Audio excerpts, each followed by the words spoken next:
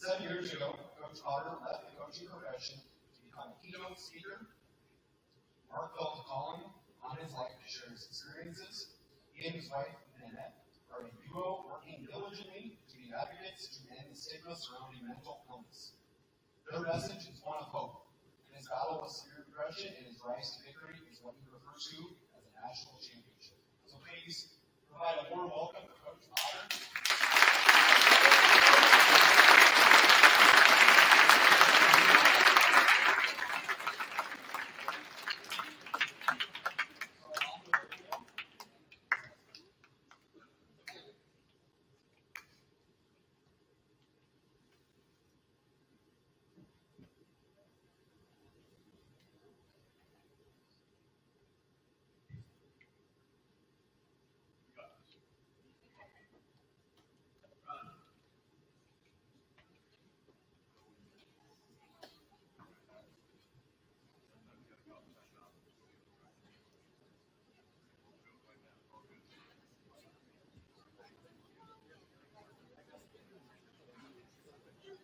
Rest assured he's not under control. He's going to crank up here in just a second. It's a 90-second video, so I know he knows what he's doing. So be patient, please. Thank you.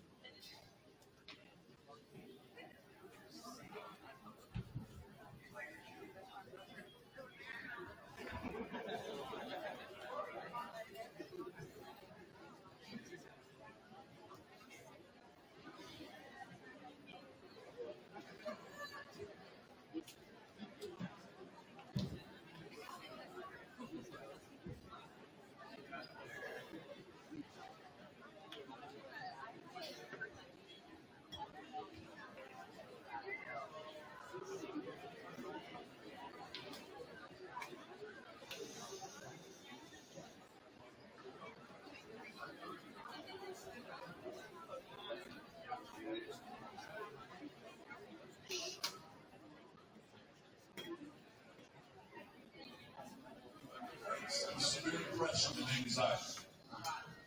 And people look at me like, what?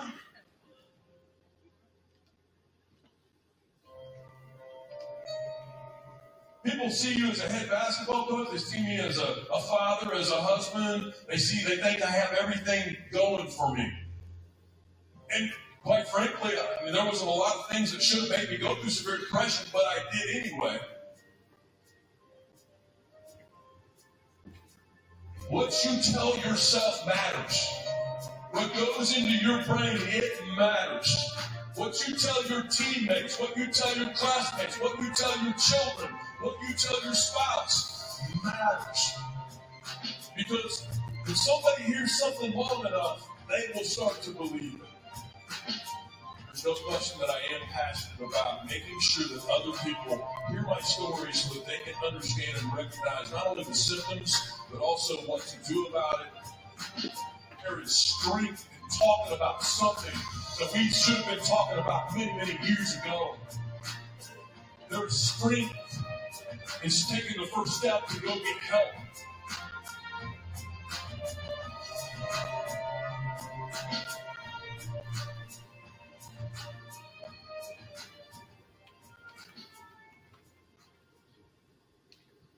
Thank you for your patience on that, and it's an absolute pleasure for my wife and I to be here today to speak about mental health, mental illness. I stand before you because of my own personal journey with severe depression and anxiety, really at the height of my coaching career. And when I decided to get out of coaching after being a head coach for 30 years, my wife and I discussed, how are we going to do this? Where are we going to go? And we just said, hey, we're going to go wherever people will listen to our message so that we can hopefully help you and impact you in regards to how you think about mental health and hopefully really kind of change the trajectory of how our society thinks about mental health. Because I grew up probably very similar to many of you in here, and that was, hey, you suck it up, you don't tell anybody about it, and and then you try to move on. And that's not the way to handle it. No. So I want to start today by telling you a little bit about a quarterback, a Division I quarterback. His name is Tyler Linsky. And Tyler Linsky was the backup quarterback for the Western State University football team. And the story that I'm going to refer to today happened approximately 5 years ago. In this particular game, they were playing Boise State on national television.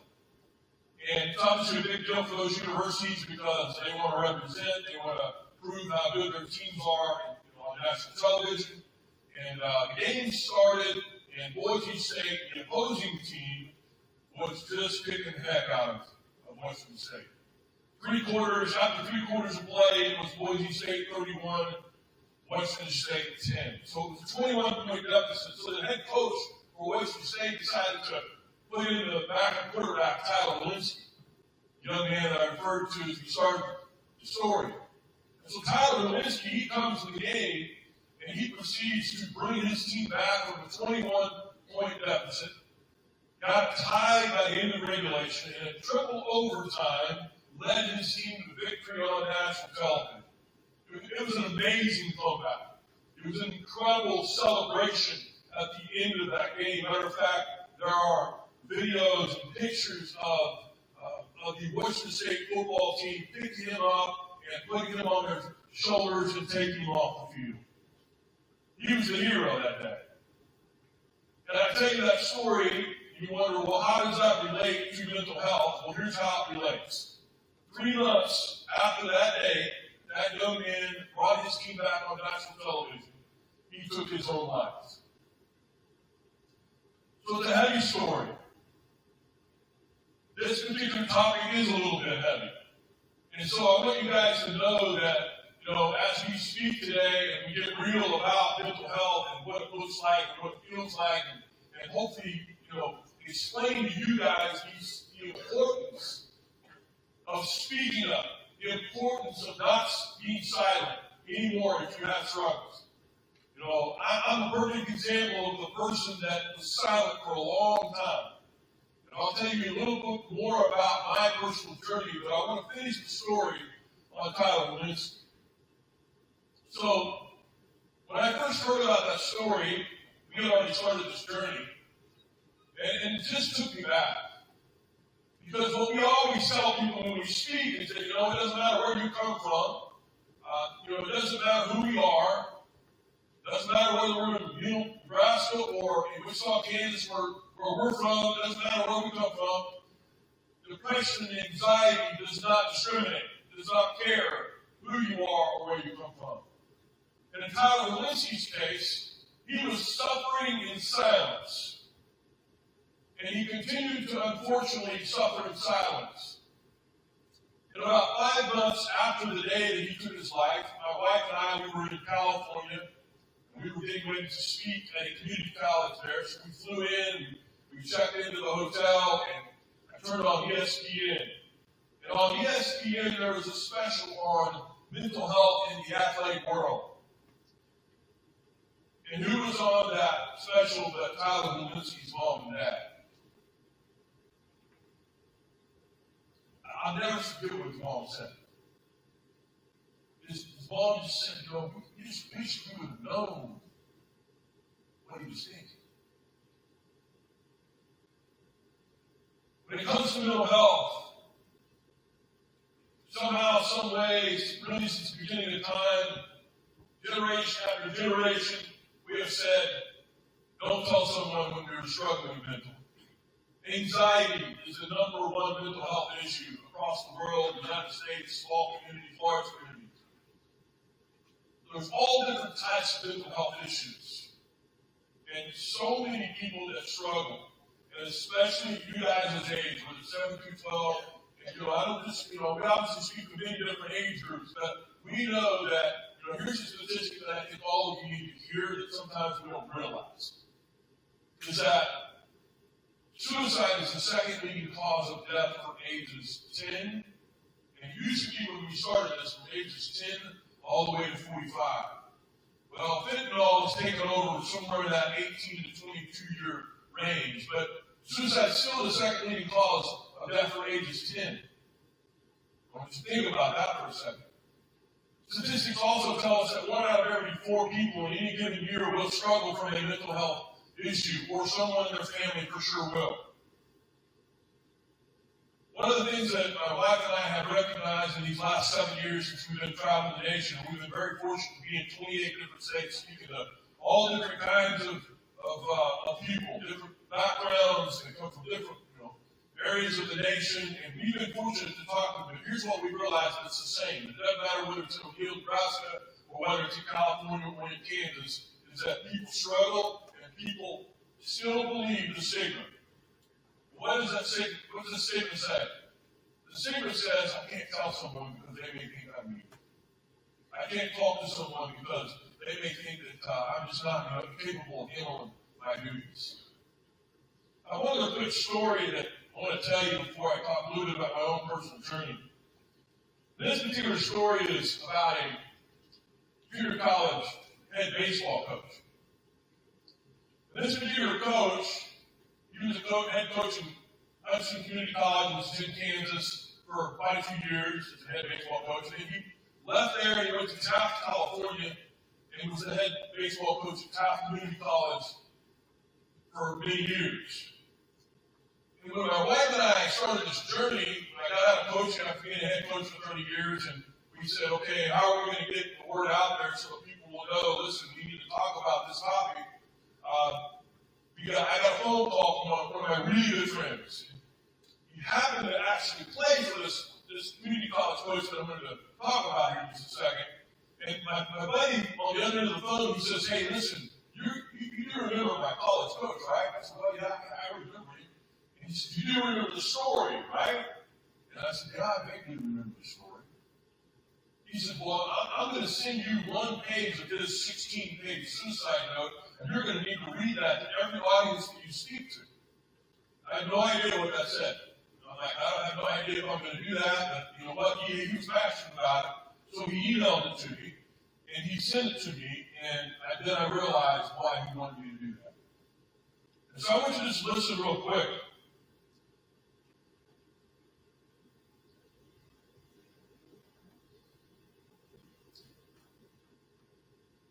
He titled the paragraph, It Hurts. And this is what he said. It's amazing that society cannot spot the affirmed and the ill. Lord, help me. Lord, help others similarly affected. There are lots of other people who need help. And he says, society, wake up. And so my question to Chambers and to O'Neill High School and middle schools, have you awoken? You know, the really cool part about today's opportunity for my wife and I and the opportunity to impact you guys is that you have a superintendent at both of your schools, Mike Rotherham and Craig Jesse, and then a principal today that ran ragged, no pun intended there, Mr. Rogge. But I just, sometimes I don't know if you guys realize how much they actually care for you. It takes a lot of work to get somebody from, Kansas to come to O'Neill and figure all that stuff out, and then get a 1-hour presentation ready to go. So before I go on, I want you to give those 3 men and obviously other people that were involved, give them a huge round of applause.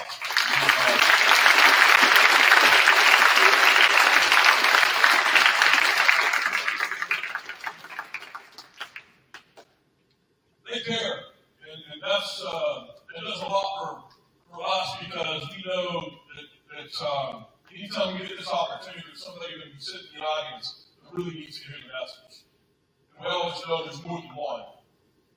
But this baseball coach that I just read this paragraph that he wrote before he unfortunately took his life,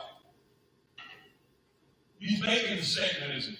And the statement is, hey, a lot of other people need help.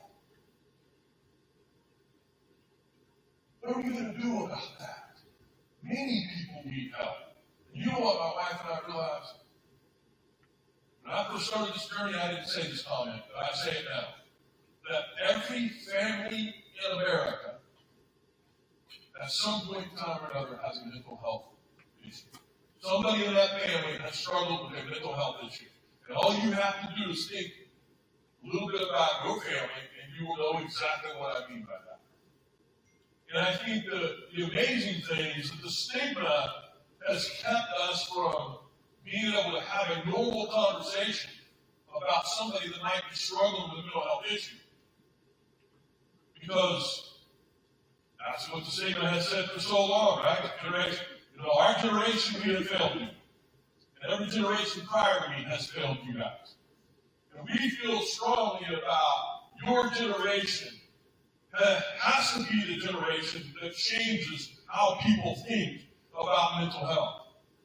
Because we'll talk about any physical ailment that we have. And we will jump all over. If somebody's hurt or somebody has an injury, we'll talk about a broken arm, a broken leg, a heart attack. We won't talk openly and honestly about mental health issues. And here's what I have learned. This is why, I get emotional every time I speak about this topic. Because I know how many people suffer. And when I was going through the depths of, spiraling out of control with severe depression personally and really high anxiety, I did not know how many people struggled. I did not know other people struggling at all. Because nobody had ever talked about that in my family. Nobody had ever talked about that in the athletic world to me. Nobody had ever said one word to me. So as I was spiraling out of control, I thought, man, I don't know what I'm going to do about this, and I don't know who to talk to. And man, I'm a head basketball coach. I'm a father. I'm a husband. I'm a man. I'm all those things that society says, hey, man, we're supposed to be in control. But at the end of the day, we're all going to have struggles. At the end of the day, we're all just broken people. I mean, that's just a real statement. And so, my wife and I hope and pray that here in Nebraska, that you guys truly will take action. That if it's you personally that's struggling, that you will not walk out here today without telling someone.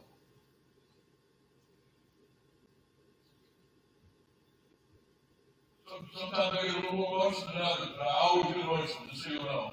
And I'm not going to apologize for that either. I used to apologize. But, you know what? When something's important, we're going to get emotional about it sometimes. And it's a very, very important topic. And obviously, we just want you guys to hear the message so that you'll understand, hey, listen, if it's you, take action. If it's someone that you know, and we all know someone that is struggling. We all know someone. And I want you to know how important it is that so many times, I know you don't think this way, but I need everybody's eyes, please. You don't think this way. But you may be the only person on the face of this earth that can help someone that is struggling because you know about it. That's a strong statement, but it's a true statement.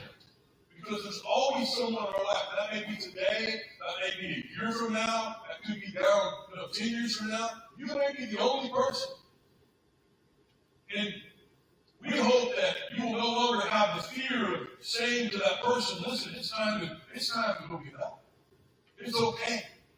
Listen, you know what I get to say now? I get to say that there's strength in getting help. It's not a weakness.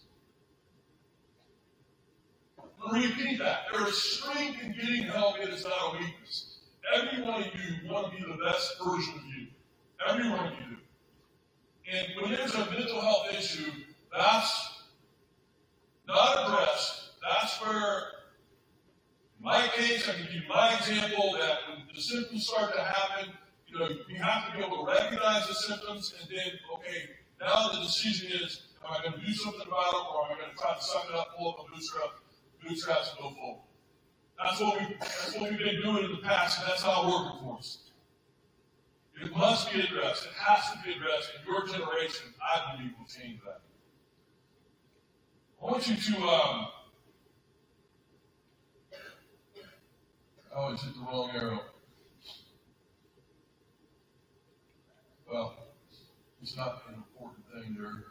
You see that particular one, but maybe if I can get a little bit of help. I don't know if it's frozen or if I'm just hitting the wrong button or not. But I want you guys to listen closely because what I'm going to do here, I don't do a ton of reading in a presentation, but I am going to, so that suicide note that that baseball coach wrote, he also, so when I got that email and I ran it off, I read that paragraph that I just read to you, right? And then there was a bunch of words just all over the page. So I started kind of looking at the page, and then I had to turn it up like this. And it didn't take me long to realize that what was happening was he was describing all the signs and symptoms that he felt, that he was going through. What does that mean? Which one am I supposed to do? That's the one I did, just so you know, all right? But he was describing the signs and symptoms, things that he felt. So I want you guys to listen closely to what he wrote on that paper. There were just, again, words all over the page. Sadness, fatigue, underactivity, no appetite, anguish, disinterest, low energy, hopeless, no concentration, passive, worthless, helpless, isolation, low self-esteem, head down, and biochemical. This baseball coach was a psychology instructor, and he probably knew more about the brain than most of us do. And when he said biochemical, that's one of his words, here's what I think he meant by that. So all of us sitting in this gymnasium auditorium today, we all have a serotonin level in our brain. When things are going somewhat normal, what we would consider normal for us, that serotonin level in our brain is on full.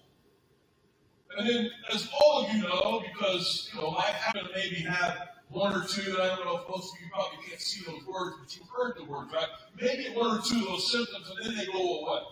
That can happen for 2 or 3 days, you may be a little down, but then they go away and you're back to your normal. But when these symptoms start to happen, and then they stick around. Now, I don't know how many days it is.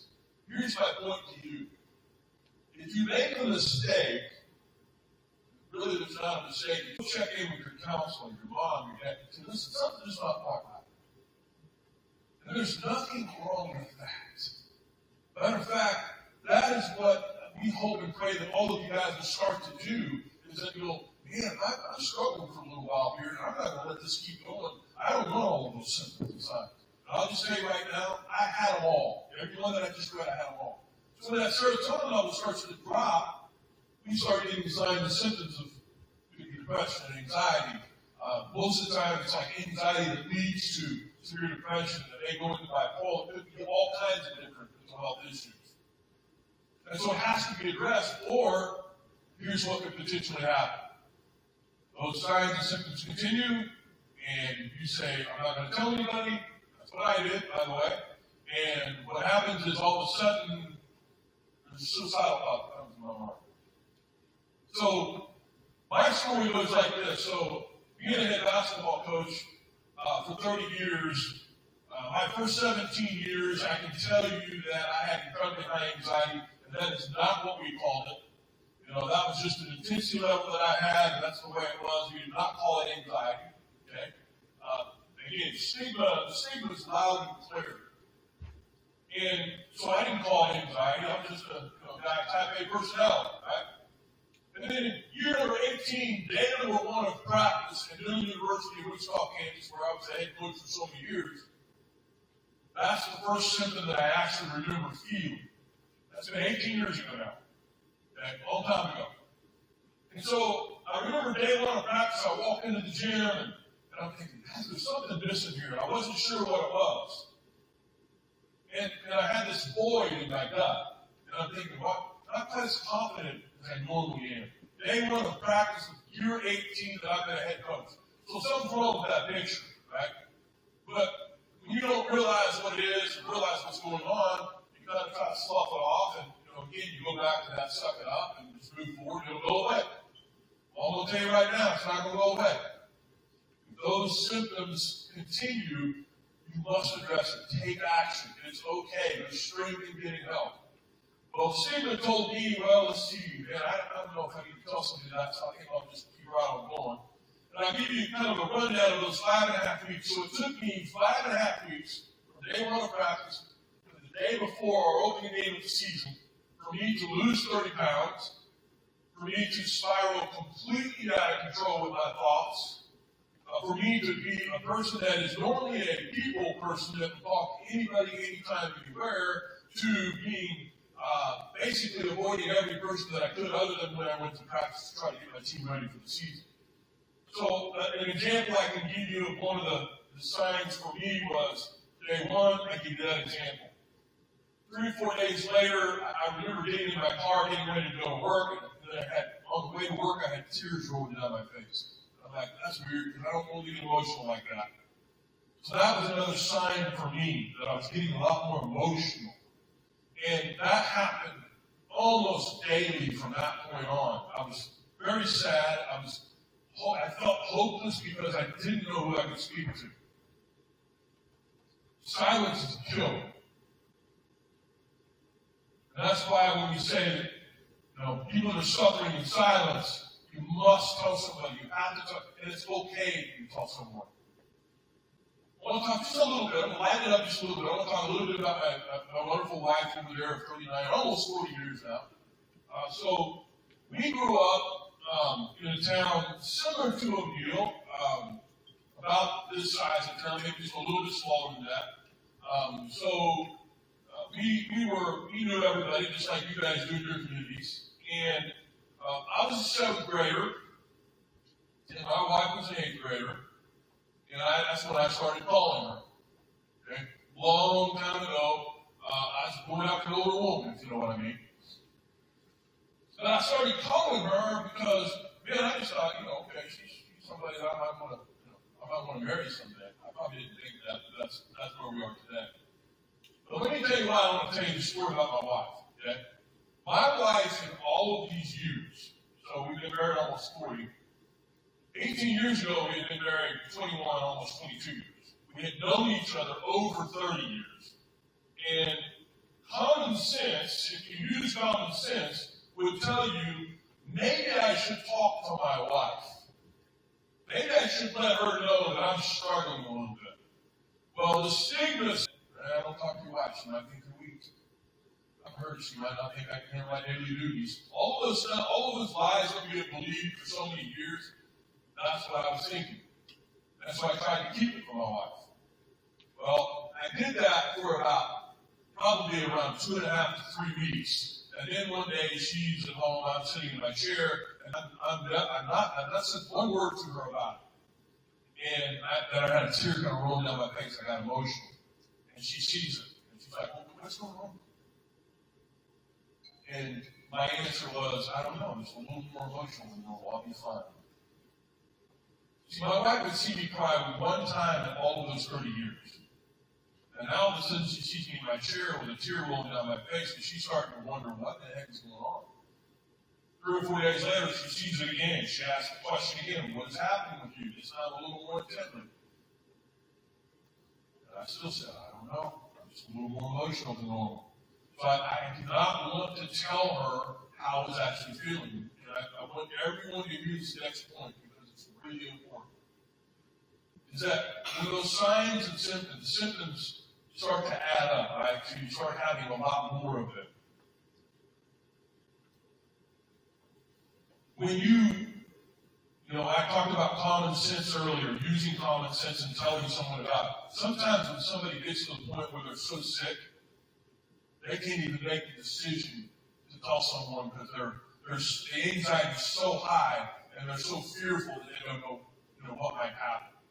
And I think many of us are in that position. Well, I was in that position where my anxiety was so high, I'm like, what might happen if I do tell someone? I'm the head coach, I got to get the team ready for the year.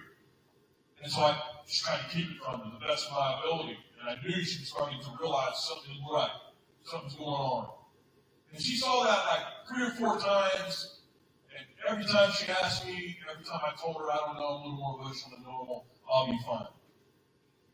And then finally here at this Saturday, prior to the opening game of the season, so every Saturday prior to the opening game of the season, we would bring my team from Wichita, Kansas, Purdue University, that's where I coached for all those years.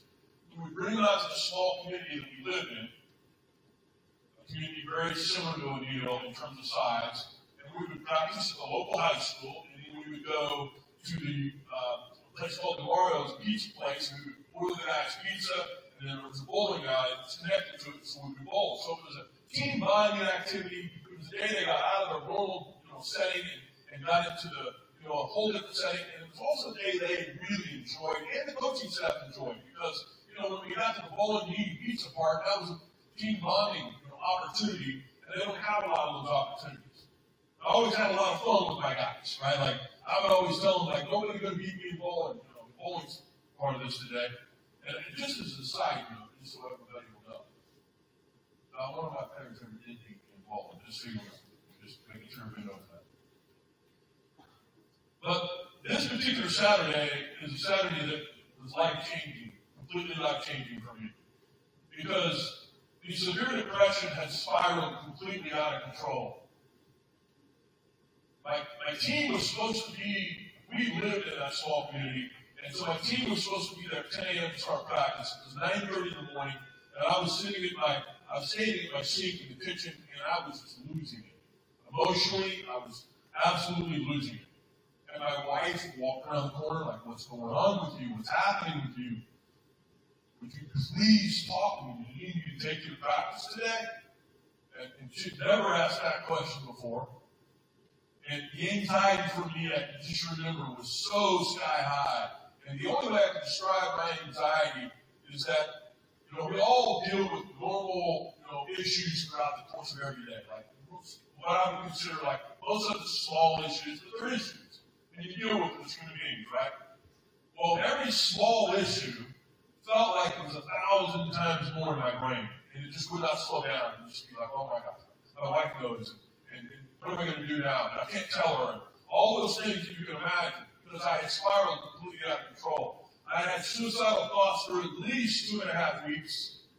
I had all the symptoms that we just talked about there, and I was at a point kind of no return. Happened, or I might do something that would allow you not to be here, standing here today. That's an emotional thing you said. But that's what happened to address the issue. One more time I told my wife, no, I'm fine. I get up, I go to the school, and I fake my team out like I had done for 5.5 weeks. We practiced for 2 hours. I faked my assistant coaches out. I put on a mask, right? Anybody relate to that? You put on a mask, you're not doing well, you go to school, you go to your events, and you make sure nobody realizes that you may really be suffering, but you put on that mask, right? There's a song out there called Depression by Dax. Has anybody heard that song? Anybody know who Dax is? Anybody ever heard him? You heard Dax? What song? I'm just going to stop right here. Do you remember? Do you know the song? Have you heard that song? To Be a Man, is that one of them? Jerry Schreiber? Yeah. Dax, he wrote the song. He started out as a rapper, and now he sings mostly like country music. The song in Depression, he talks about the mask that we all put on. Okay? And I only tell you because, number one, I think so many people have a mask on every day. So many people do. And this is another side note. This young man that I just referred to actually played for me for 2 years. That wrote that song. So it meant something to me personally, but it also meant something to him. That's why he wrote the song. And when he played for me, I didn't know he struggled. Even though I told him the same story I'm telling you, I told every one of my teams after that, day one of every year. Now, when you think about how people respond and react when they're struggling, there are certain subtleties that if we really pay attention, we can pick up on. And we can kind of remove that mask a little bit and say, okay, hold on a second. Here's my next challenge to all of you guys. Is that when you are in that position, do not be afraid to talk to that person about how they're doing, what's going on. You see, when somebody's struggling, so many times they mask it with alcohol or drugs or some other type of activity that tries to get their brain off of what's actually going on. And that only makes the problem worse. It does not help the problem. And I'm not here to teach you about drugs and alcohol, but I can assure you that when it comes to mental health issues, that is not the answer. That's not the answer anyway, but especially when it comes to mental health issues. I went to practice that day. We finished that 2-hour practice. We went to that bowling alley. We ordered the pizza for our guys. And I told you earlier, I lost 30 pounds in those 5.5 weeks. And you wonder, how did I lose that many pounds in 5.5 weeks? Well, here's what happens when you do not address the serotonin level that's dropping in your brain. In my case, as that serotonin level started to drop, it didn't matter what kind of food, when I would put it in my mouth, it made me nauseated. So, even pizza, the favorite food that I eat, still to this day, pizza is my favorite food. I would put it in my mouth and I would become nauseated. So, therefore, I just wouldn't eat very much. And this particular day, we got pizza for the guys. I remember I took 2 pieces of pizza and I took 2 bites and I just felt sick to my stomach. And so I kind of looked around and I went over and put it in the trash. And this was the only day out of my 19 years that we did this activity that I did not bowl against my team. I actually lied to him. I said, I have a lower back issue. I need to go home and sit down for a while and take the pressure off that. No way I can bowl today. And so I went home and I just thought, man, you go back through hopeless, helpless, all of those things going through my mind thinking, what do I do? And unfortunately, the suicidal thoughts were just at a high level. And I'm just thankful that I have a wife that just wasn't taking over for an answer. And so here's what ended up happening. So that particular evening, I needed to go get in my car and I needed to go scout a team called Night Scouts. It was an hour and 10-minute drive up the road. And I just did not want to get out of my house. I told you I became the opposite personality as I normally was. I didn't want to have to talk to somebody when I went scouting. I just thought, guys, I just want to walk in there, go to the highest part of the facility, do my job, and get out. I don't want to see anybody that I know. And I'm just in my chair, and I'm crying, and my wife comes in again, and she's like, you need me to take you up to a place called Sterling College? And this is how I found the research that I want. I said, I do think you need to take me up there. I need you to take me up there. And so she did. And we walked into that facility. I'll never forget this. Like, this is the day that our lives changed. We walked into the lobby of that facility, and I'm thinking, please don't see anybody I know. Please don't see anybody I know. Anxiety was so high. And my wife, of course, sees someone that she knows, and so she says, Mark, come over here. I'm going to introduce you to. And so she takes me over, she introduces me, and that's the moment in time. Well, I'll finish that story here in just a second. That is the moment in time when my wife went from being in denial that something majorly was going wrong with her husband to no longer being in denial. So I have a question for all of you. Are you in denial? What are you in denial about? And if you are in denial, please, I'm going to look at it. Please don't walk out here today without talking to someone. A teacher, best friend. And listen, when it comes to mental health, I know it was a long time ago when I was guys' age, but I also know how it goes. You keep things from adults that they probably shouldn't be knowing about. Right? When somebody's struggling with a mental health issue, and you know it, like, man, you got to help them. They need your help. They need it the worst way. And believe me, when you ask them how they're doing, and they say, oh, no, I'm fine, keep asking because you know something's going on. Don't be afraid to ask them. Listen, that's not going to set them off. That's going to let them know that you care. Because there's a lot of people in that scenario that feel like nobody cares, nobody needs to be around anymore, and that is wrong. Please look me in the eye. Every one of you are worth it. Every single one of you have a story to tell, and every one of you are worth it. Don't ever forget that. So, when my wife introduced me to this man, she'll finish that story, and she made that decision. She said, okay, we're no longer gonna do this. She got home, she got the doctor's appointment, she got the counselor appointment on Monday, the day before opening game of the season. And she came home and she said, listen, we have 1 o'clock doctor's appointment, we're going to go attack this problem, we're going to get it fixed. She said, so, we're going to go do this. And I looked at my wife and I said, I'm not going to the doctor, and you can't make me go to the doctor. That ain't going too good. At the doctor's office, when I talked that day, the doctor said, Coach Potter, you are severely depressed with incredibly high anxiety. We are going to put you on an antidepressant, which, by the way, takes 4 to 6 weeks before it fully kicks in. He was exactly right. It was closer to 6 for me, but it worked. He said, also, you may get worse before you get better. He was correct on that one as well. And then before we walked out of his office, he said, by the way, Coach, he said, I'm going to have to let you know, listen, you can't coach your team until I tell you you can coach your team.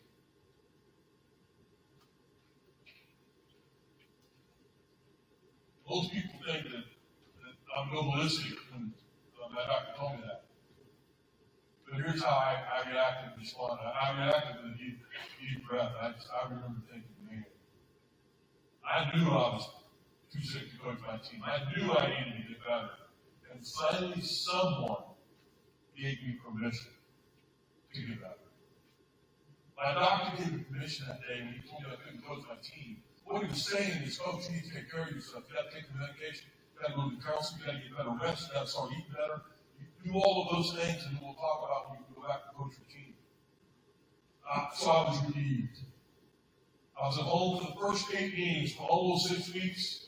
I went home those first 3 weeks. He was right. I was a little worse before I got better.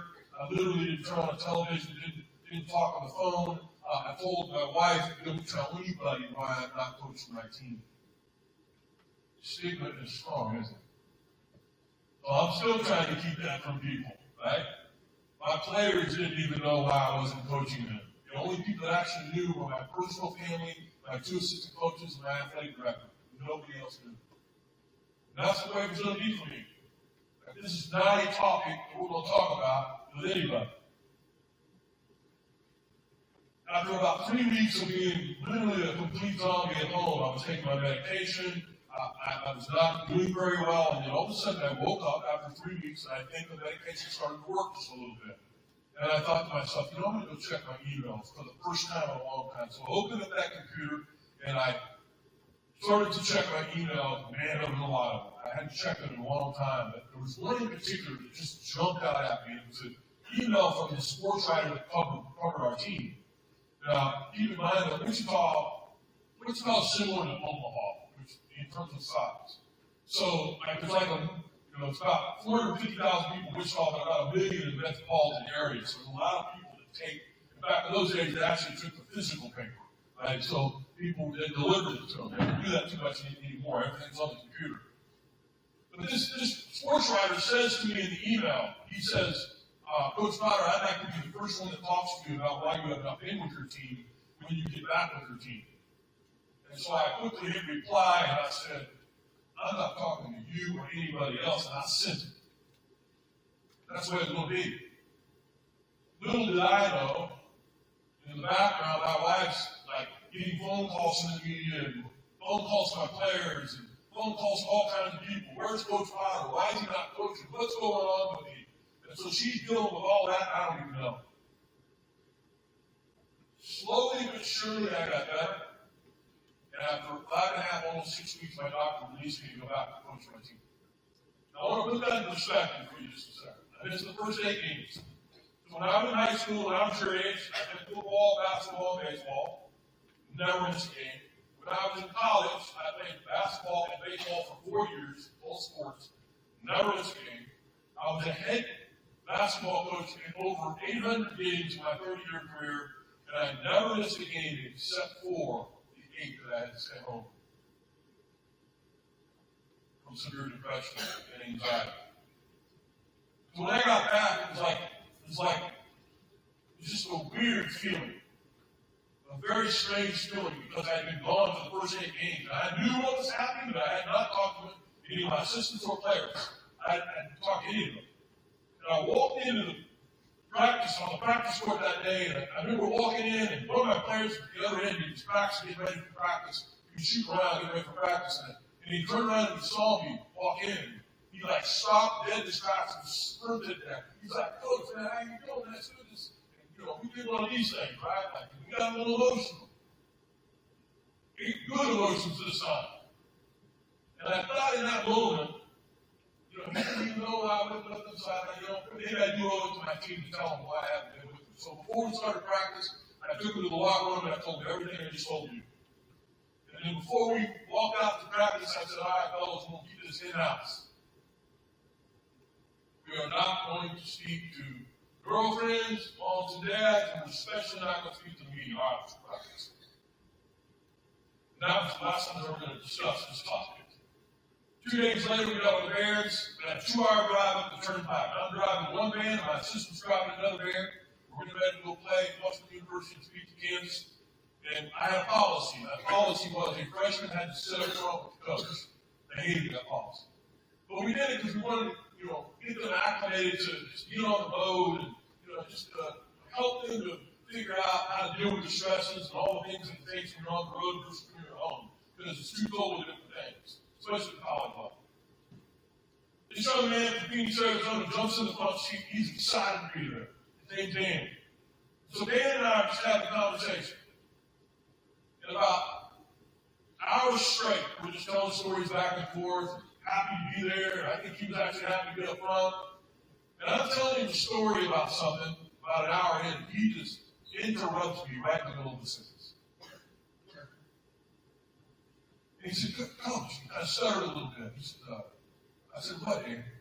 He said, "In the locker room, when you came back last week," he said, "When you told us why you were gone?" And I said, "Yeah, Dan, I know. I remember." He said, "Well, you remember when you told us not to talk to our girlfriends, not to talk to moms and dads, especially don't talk to me?" I remember, Dan. That freshman was playing for me that year, and he said something that was life-changing. And he stuttered. It took him an hour to build up the courage. He said, "Well, I think it'd be pretty cool, Coach, if you'd talk to me. I think that'd be pretty cool." I remember looking over at him thinking, now I got a freshman telling me what to do, But his comment shocked me. Like, why did he say that? I was so shocked I didn't even ask him why he said it. It bothered me. And I remember we finished the trip. We went to play the game. We got back home that night. And at 3 a.m. I woke up my wife. And I said, "This is what my freshman said today." Life changing. As I remember, it bothered me so much thinking, I'll talk to him tomorrow. Figure out why in the world he asked the question. But my wife and I discussed what he said. That was, I think it'd be pretty cool if you called me and talked to him, Coach. My wife and I, we got on our knees and we prayed about that. And the answer was, the freshman was right. So I called the media. Before we tried to put an article in the Sunday edition, there were a whole lot of people who read that article. At that point in my life, I had never talked to one other person that had ever told me anything about their mental health issues. Not once. And so it was not a comfortable feeling knowing this article was coming out and people were going to read all the details about what I had gone through, what our family had gone through. And then when the article came out on a Sunday, all of a sudden we started getting inundated with emails and phone calls, and we estimate over 400 people contacted us in the next 48 hours. And then we started getting, letters in the mail. And then about, it was probably about 2 weeks after the article came out, I got a letter in the mail from a high school senior who was 17 years old. And I remember opening up that letter and just that changing my life as well, reading that letter, what that young man said. What a high school senior said, Many of you are his age. He said, Coach Power, I read the article in the paper. And he said, I knew that I had a lot of the same signs and symptoms. He talked about that article. He said, after one really difficult night, after I read the article, he said, I finally told my mom and dad about what I was going through. He said, my mom and dad took me to help. He said, I just want you to know that thank you for saving my life.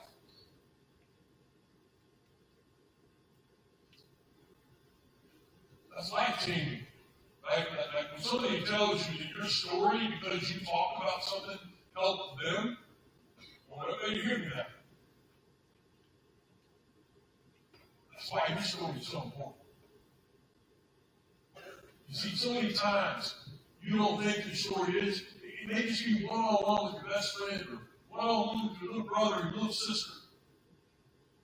Suicide is the second leading cause of death for ages 10 to, right? So it's young. So we have to start talking openly and honestly with our younger siblings. But it's, and people say, well, when's that time? I don't know. Here's what I know. Let's not wait too long. If to say anything, let's make sure we say it early, right? Not too late, because they need to know that this is your human. They need to know that I'm human. Our 9-year-old granddaughter needs to know that I'm human. She doesn't need to know that I'm just grandpa that has everything under control, because I don't. And so, a week ago, when I'm sitting at the house, my 9-year-old granddaughter's sitting there with me, and I watch a lot of videos. If I see something doing health-wise, I'll watch it. It's a 3-minute video, and it came on with some music, and this guy started talking. He was an athlete, and my granddaughter was sitting there. Now, she knows what we do. Okay? We've had a conversation before, but she hears this guy speaking. And she got up out of her chair and came over and sit on my chair right on my lap. She said, what is that, Poppy? She called me Poppy. I said, well, this guy's talking about his struggles with mental health issues. And so it gave me the opportunity to really even speak to my granddaughter more. My point to you is this. Don't think that your story's not important. Whatever your struggles are, your peers, maybe it's your mom, your dad, your aunt, your uncle, whoever it is, your story means something. And what we have to figure out as a society, this is why I know that your generation can and will change this. You have to change how society thinks about it. Is that you become more vulnerable and you just say it like it is. You just get real. That's what we ultimately pray to do that. At this point, we have about a few minutes left, and this last part of the presentation is my wonderful wife of 39 years. This is how I introduce my wonderful wife. This is my first team all-world MVP wife. Now, does it get any better than that? Please give her a huge round of applause.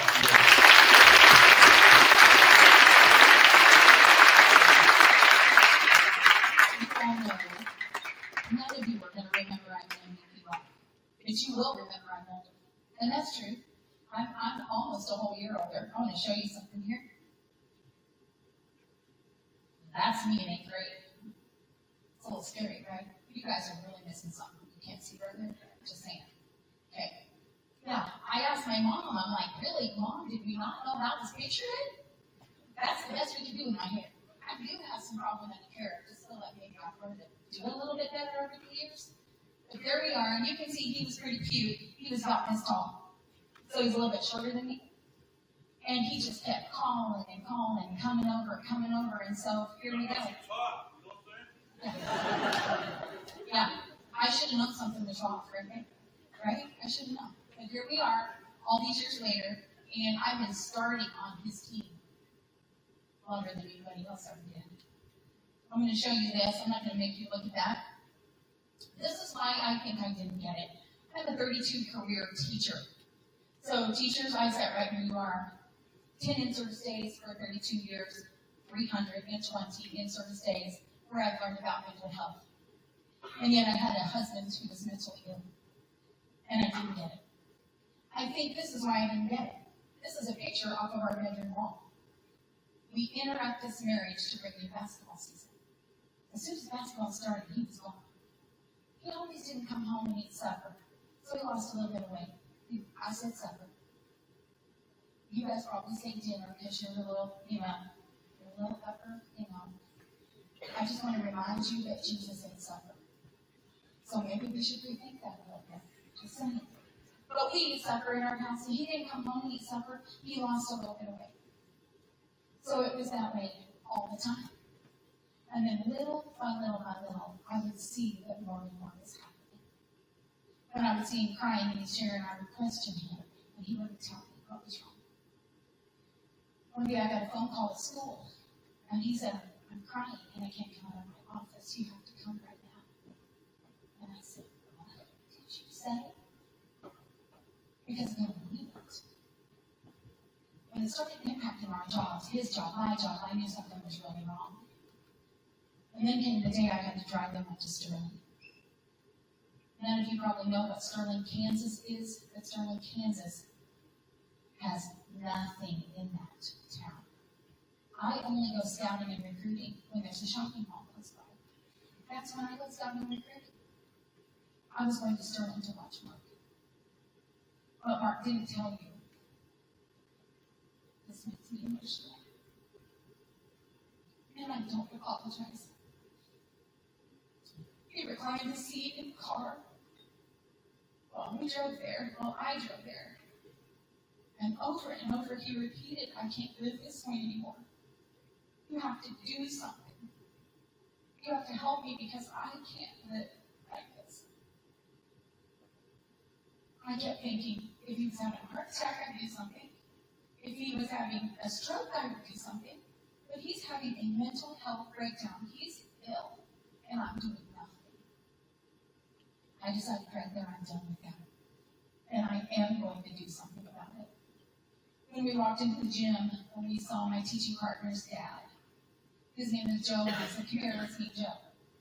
Mark did something he's never done before, and he's never done since. We walked up to Joe, and he did stick his hand out and shake Joe's hand. But he didn't speak one word to Joe. Joe said, man, Coach, you guys are really good last year. You guys went to the national tournament. You were so good. How are you going to be this year? And Mark scared him. So I did what I think every wife would do. I jumped in and I started answering those questions. I said, well, I think we're going to be okay. You got to stay healthy, you got to stay eligible, and we got to look like that problem. So I'm doing all the things. And when we walked away from that conversation and Mark hadn't spoken, I decided the only thing I could do wrong was to do nothing. And that's what I was doing. And I truly think that's what we've done forever. You guys know when your friend is cutting. You do. You know when they're burning. You know when they're smoking, get out of their mind. You know when they're drinking, get out of their head. You know that. But you don't tell. I was a high school cheer coach for 3 years, and I had a cutter.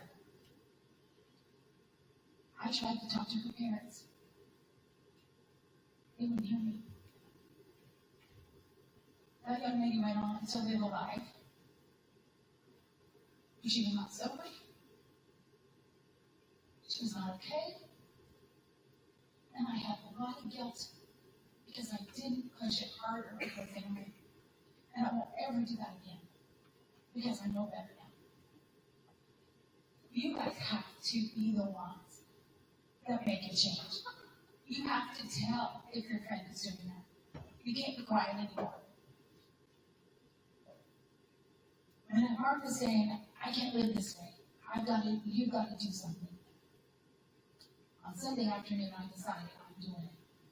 We are not living this way. I took the back of our insurance card. There's a number that